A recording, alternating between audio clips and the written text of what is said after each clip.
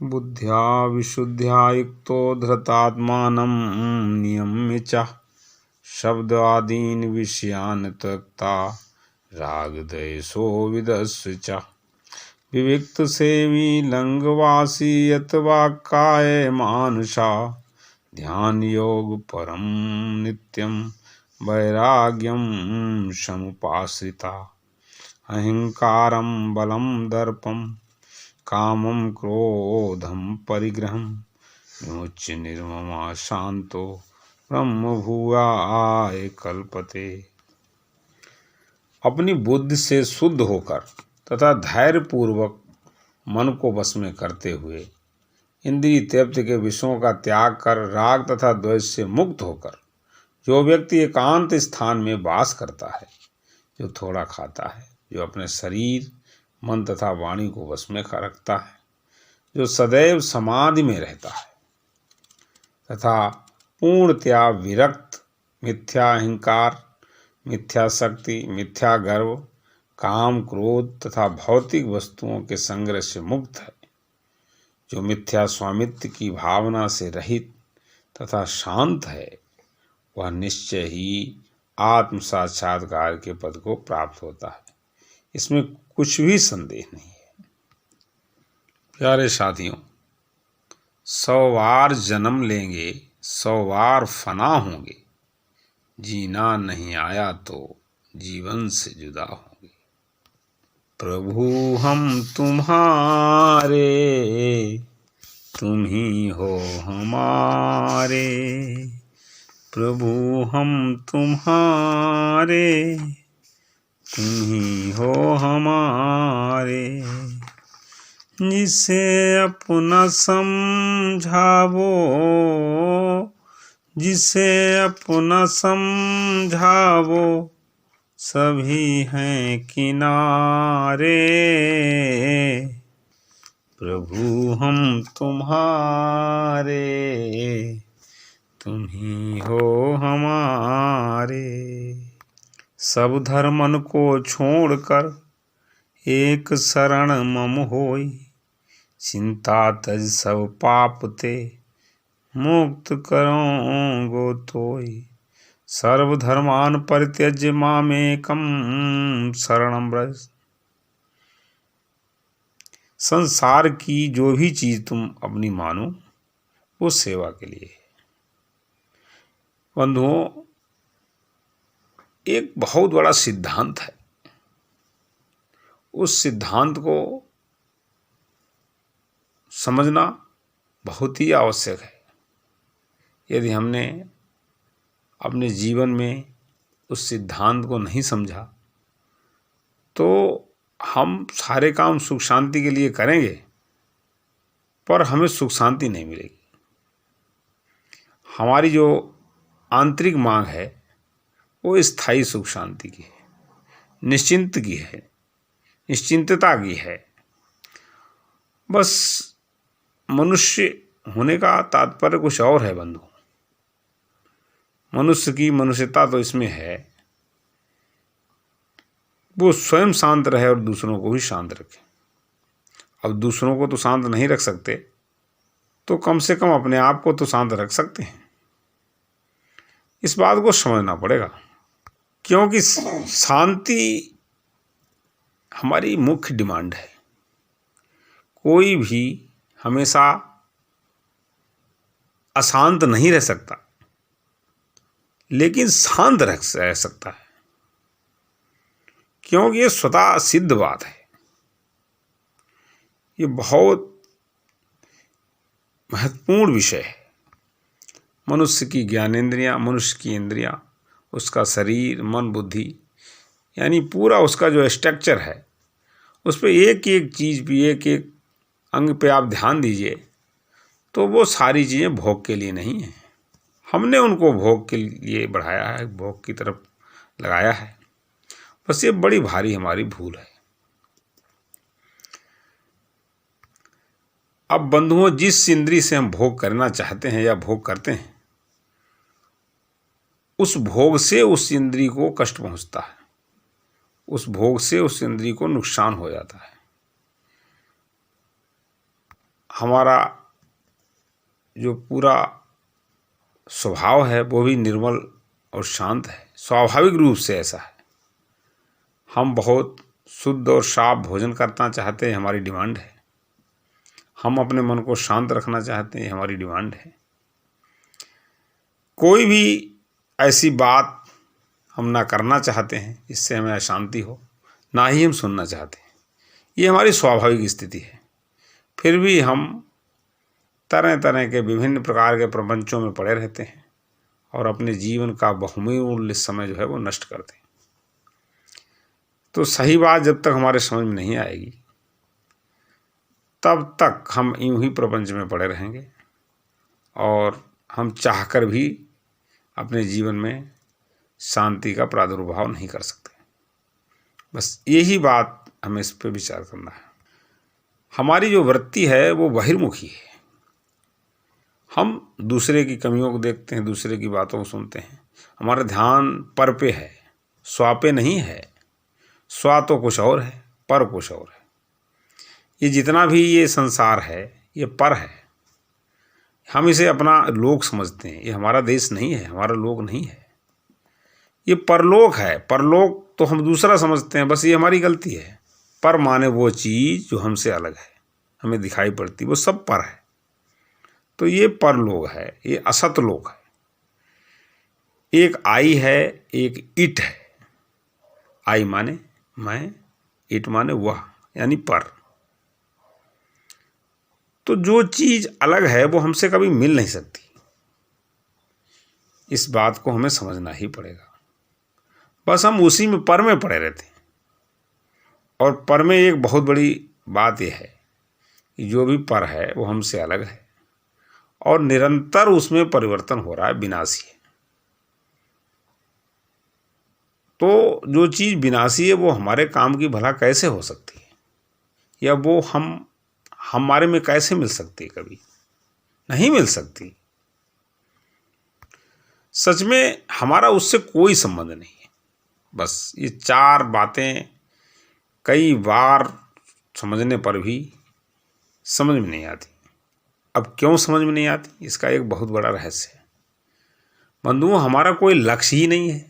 सबसे बड़ी बात यह है, हम इस बात को क्यों समझेंगे भला? अभी अगर ये बात कहीं चर्चा करो तो कोई नहीं सुनेगा इसे। कोई इस बात को समझने की कोशिश नहीं करे। उसका कारण है, उनकी गलती नहीं है।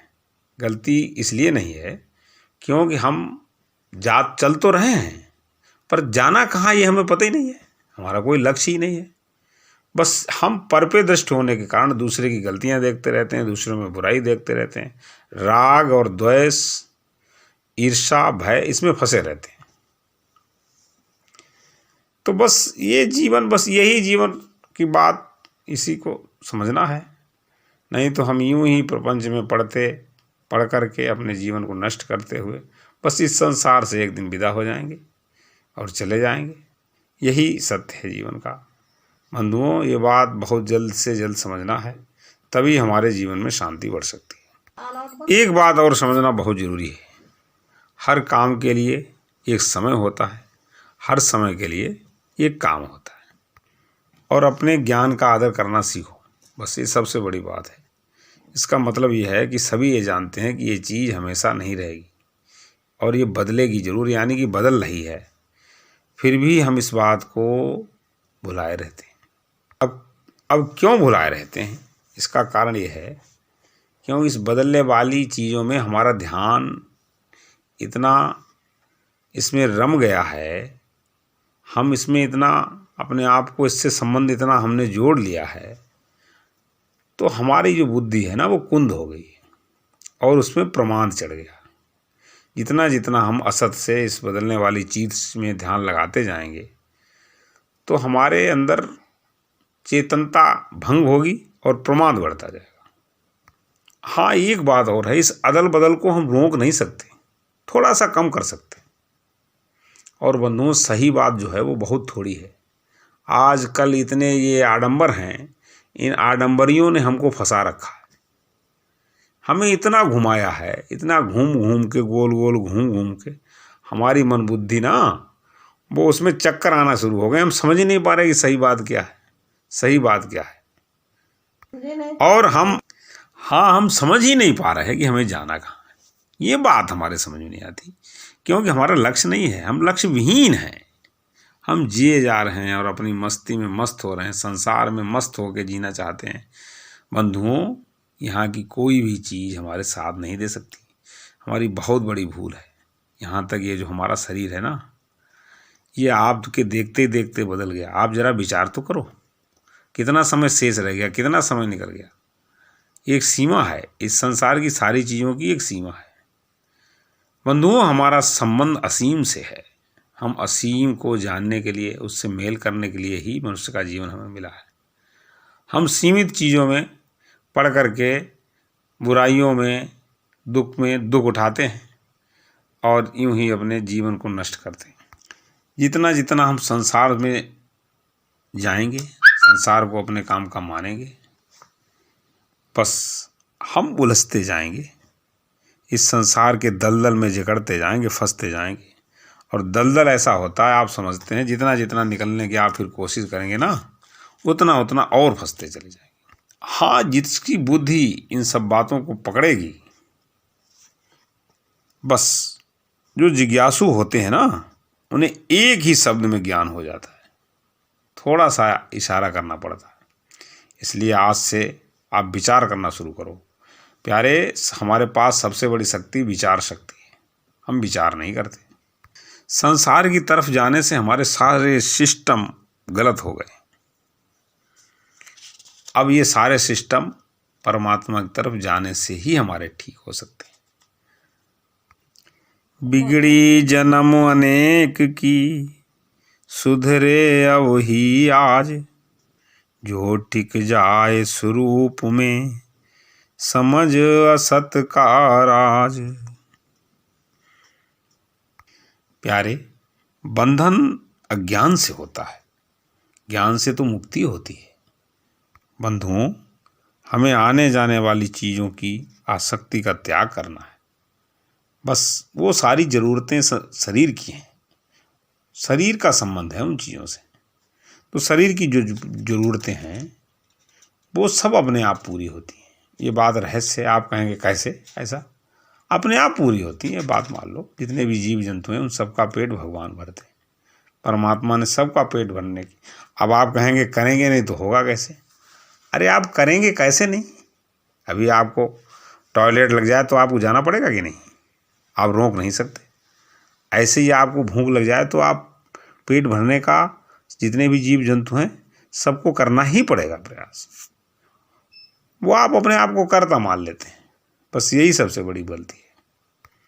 बंधुओं, अब हमको परिस्थिति से स्वस्थिति में आना है। एक एक शब्द पे ध्यान देना है, बात को समझना है। सांस सांस में ईश भज, वृथा सांस मत खोए। ना जाने फिर सांस का आवन होए न होए। हमारी आसक्ति जो है वो भजन से मिटती है। हम आगे इसलिए नहीं बढ़ पा रहे हैं क्योंकि हम अपने को भूल गए कि हम हैं कौन। बस इस बात को समझना है। कोई कहता है मुझको मैं साकार हूँ, कोई कहता है मुझको कि मैं निराकार हूँ।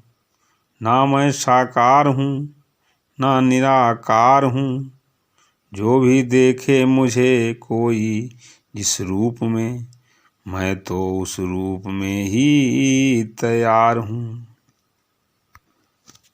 एक कुछ पंक्तियाँ ध्यान देने की हैं। अपने ही हो अपने होकर, अपने को ही मैं पान सका।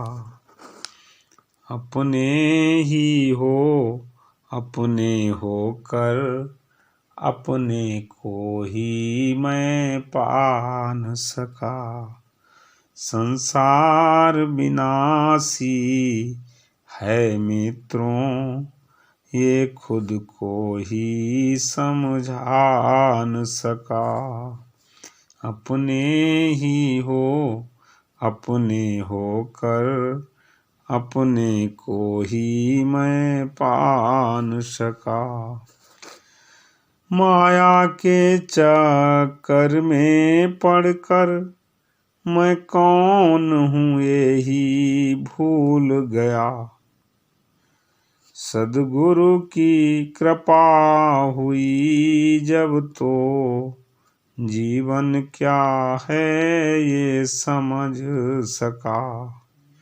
अपने ही हो अपने होकर अपने को ही मैं पा न सका।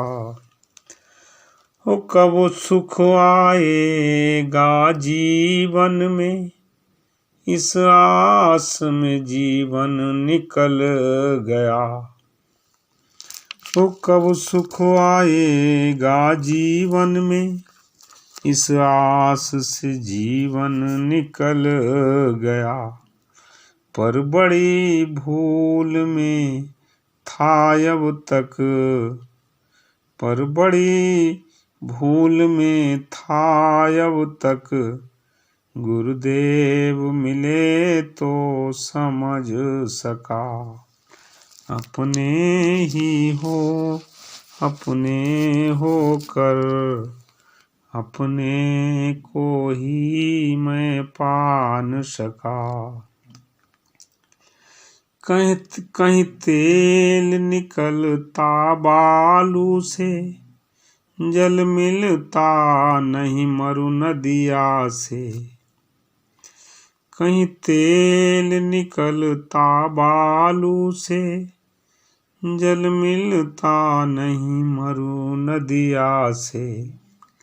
जलता ही रहा जल को लेकर, फिर भी जल को मैं पा न सका।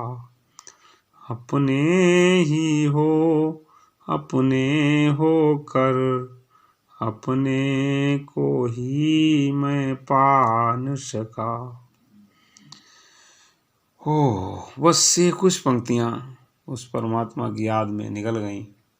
बंधुओं, ऐसे ही हमको कभी कभी हृदय से उसको पुकारना चाहिए, क्योंकि परमात्मा तो हमारे हृदय में है। बस वो हृदय की सुनते हैं। आप चाहें उनको जल चढ़ाएं या ना चढ़ाएं, चाहे फूल चढ़ाएं या ना चढ़ाएं,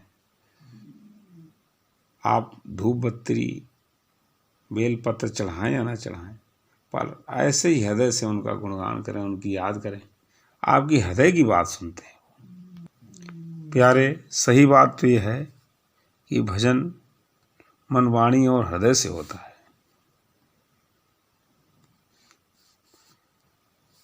जब भगवान का विधान समझ में आ जाता है तो जो गुरुदेव हमें बताते हैं, बस उस बात को ही हमें समझ करके ही हमारा कल्याण हो सकता है। सत्य पर चलने को ही सत्संग कहते हैं।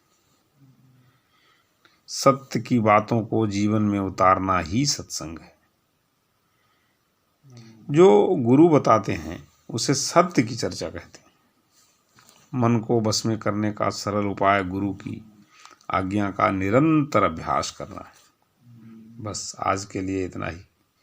इन सभी बातों पर विचार करना है।